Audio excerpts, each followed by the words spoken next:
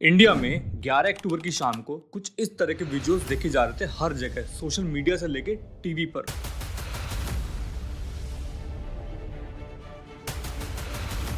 जहां हर कोई इस प्लेन को देख रहा था और प्रे कर रहा था 141 पैसेंजर्स के लिए जो इस प्लेन के अंदर बैठे हुए थे, इसमें से 6 बच्चे थे। एंड पिछले 2 घंटे से ये प्लेन हवा में चक्कर लगा रहा था लैंडिंग करने के लिए, जो कि बहुत ज्यादा रिस्की थी।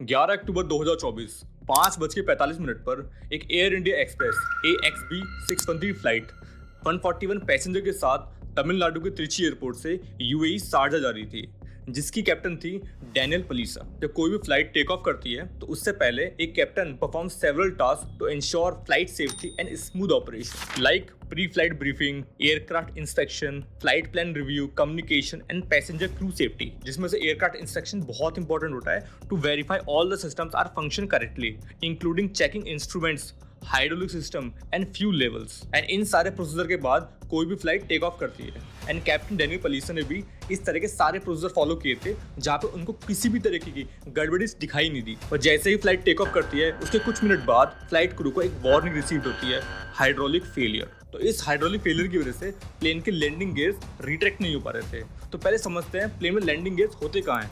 तो ये जो पार्ट विजिबल है इनको कहते हैं लैंडिंग गियर्स, और इनकी बहुत ज़्यादा ज़रूरत होती है टेक ऑफ और लैंडिंग के लिए। जब भी कोई प्लेन टेक ऑफ कर जाता है, टेक ऑफ करने के बाद ये लैंडिंग गियर्स अंदर चले जाते हैं, और जब प्लेन लैंड करने वाला होता है तब ये बाहर निकलते हैं। बट इस केस में ऐसा नहीं हुआ।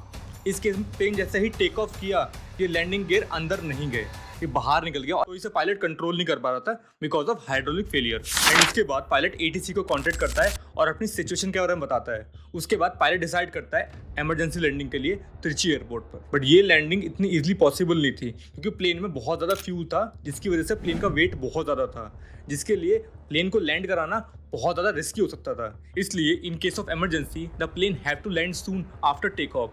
But if the fuel tank is full, तो पायलट को वो सारा का सारा फ्यूल डंप करना पड़ेगा या बर्न ऑफ करना पड़ेगा लैंडिंग से पहले, क्योंकि लैंडिंग के टाइम प्लेन जितना हल्का होगा उतनी ही लैंडिंग सेफ होगी। इसीलिए पायलट 2 घंटे से ज़्यादा प्लेन को हवा में उड़ाता है त्रिची सिटी के ऊपर, जिससे प्लेन का फ्यूल कम हो सके और वो लैंडिंग सेफली हो सके। बट एक क्वेश्चन खड़ा होता है, क्या होगा अगर प्लेन को फुल टैंक के साथ लैंड कराया जाए?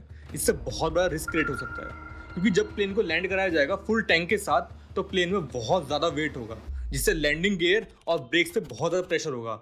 और जब इस तरह की इमरजेंसी लैंडिंग कराई जाती है तो उस टाइम पे आग लगने के चांसेस बहुत ज़्यादा हैं, क्योंकि टैंक फुल है। अगर हल्की सा फ्रिक्शन होता है तो उससे बहुत ज़्यादा आग लग सकती है।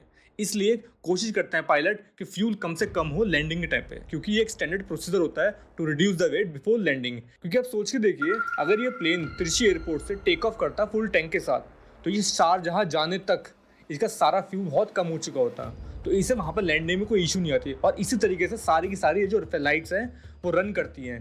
जब वो टेक ऑफ करती हैं तो वो फुल टैंक के साथ होती है, बट जब इनको लैंड करना पड़ता है तो इनका फ्यूल कम से कम होना चाहिए। इसीलिए यहाँ पर भी पायलट 2 घंटे से ज़्यादा हवा में चक्कर लगाता है फ्यूल बर्न करने के लिए, जहाँ पे वो 24 स्मॉल लूप्स लेता है एंड 3 बिग लूप्स लेता है लैंडिंग से पहले। बट हाइड्रोलिक सिस्टम में ऐसा क्या इशू आ गया जिससे इमरजेंसी लैंडिंग की जरूरत पड़ी? इसके लिए हमें थोड़ा हाइड्रोलिक सिस्टम को समझना जरूरी है। और हाइड्रोलिक सिस्टम है क्या, ये समझते हैं पहले। So this is a system which uses pressurized hydraulic fluid for the movement of different components of an aircraft. यहाँ पे मैं जो components की बात कर रहा हूँ, like flight control, landing gears, even brakes, ये सारे के सारे components कहीं ना कहीं hydraulic system से ही मैनेज होते हैं। अगर हम यहाँ पे hydraulic system को देखते हैं तो एक रिजर्वायर होता है जिसके अंदर हाइड्रोलिक फ्लूइड भरा होता है, उसी से कनेक्ट होकर फिल्टर होता है जो जितनी भी इम्प्योरिटीज है उनको रोकता है। एंड उसी के नीचे एक पंप बना होता है जिसके थ्रू फ्लूइड मूव करता है। एंड उसी के नीचे कनेक्ट होता है एचूटर, जो कि हाइड्रोलिक सिस्टम को ऑपरेट करता है पूरा का पूरा। और ये कहीं ना कहीं एचूटर कनेक्ट होता है जितने भी कंपोनेंट्स होते हैं, लाइक फ्लाइट कंट्रोल, लैंडिंग है, इवन ब्रेक्स, ये सारे के सारे कनेक्ट होते हैं इस चीज़ से। तो आप खुद सोच के देखिए, अगर हाइड्रोलिक सिस्टम फेल हो जाता है जिससे लैंडिंग गियर एंड ब्रेक्स ये सारे के सारे हम ऑपरेट कर रहे हैं, तो कितना ज़्यादा रिस्की हो सकता है फ्लाइट को लैंड कराना। इसीलिए पायलट ने त्रिची एयरपोर्ट से टेक ऑफ होते ही इमरजेंसी लैंडिंग का फैसला लिया। एंड उसी के बाद 2 घंटे से ज़्यादा चक्कर लगाने के बाद पायलट ATC को इन्फॉर्म करता है बेली लैंडिंग के लिए। एंड फाइनली 8:15 पे ये एयर इंडिया एक्सप्रेस लैंड हो जाता है त्रिची एयरपोर्ट पर, जहाँ पे 141 पैसेंजर सारे के सारे सेफ थे। एंड अब इसके बाद एयर इंडिया और DGCA इसके ऊपर इन्वेस्टिगेट कर रहे हैं कि एक्चुअल में रीज़न था क्या हाइड्रोलिक फेलियर का, जिसके ऊपर माइनर से माइनर चीज़ें देखी जा रही हैं। और जब ये सारी चीज़ें रिपोर्ट सामने आएगी, जब हमें एक्चुअल में पता चलेगा कि इशू था क्या।